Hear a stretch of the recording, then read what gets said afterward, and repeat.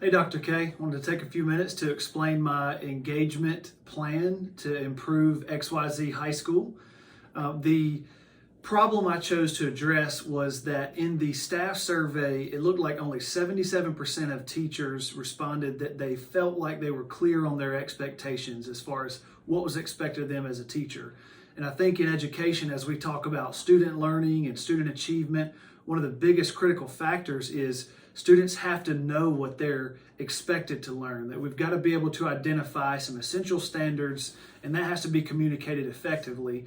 And if students don't know what it is they're supposed to learn, how are they supposed to assess themselves? So as teachers, I think the same thing is true.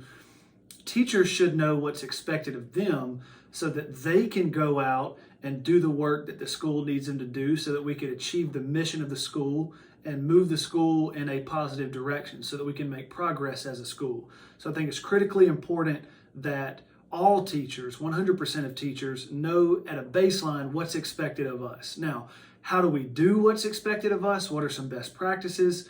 Those are obviously areas that we can address through professional learning. But at a minimum, teachers have to know what the baseline expectations are. So that's the area for my improvement plan that I wanted to focus on.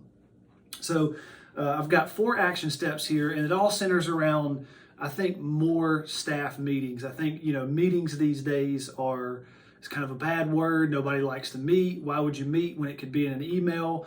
But in a lot of ways, this push towards more efficient communication can lead to a lot of misinformation. It can lead to miscommunication. And I think sometimes the biggest problem with communication, the old quote says, is that there's an illusion that has taken place. So I think we've got to be clear and be committed to communicating. So the basic first step is, I think that the leadership should hold monthly staff meetings.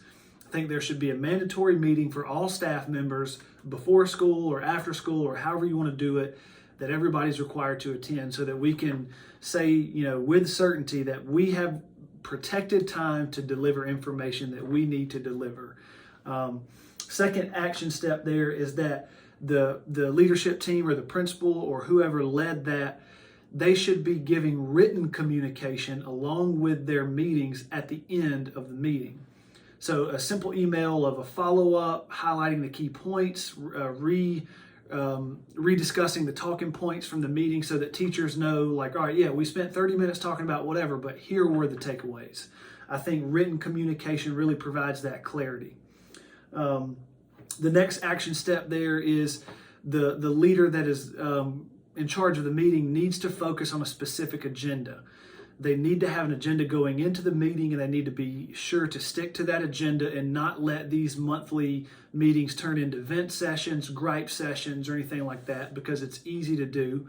So I think that leaders need to make sure that we focus on the agenda so that we can be productive and avoid the over communication that sometimes can take place, the communication overload. Leaders need to avoid saying a lot of things that are unnecessary, that are not timely, that are not relevant to what we really want to address here in this meeting today. So really sticking to that agenda.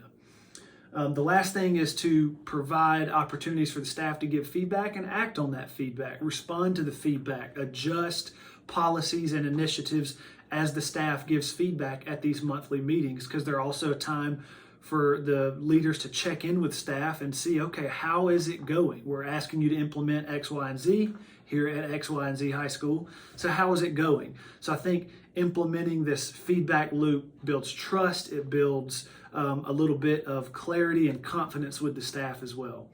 So I think that these 4 things done consistently every month will really increase that level of clarity for the staff. And my hope is that when the staff takes this next perception survey, 100% of staff members will say, we at least feel like we know what is expected of us.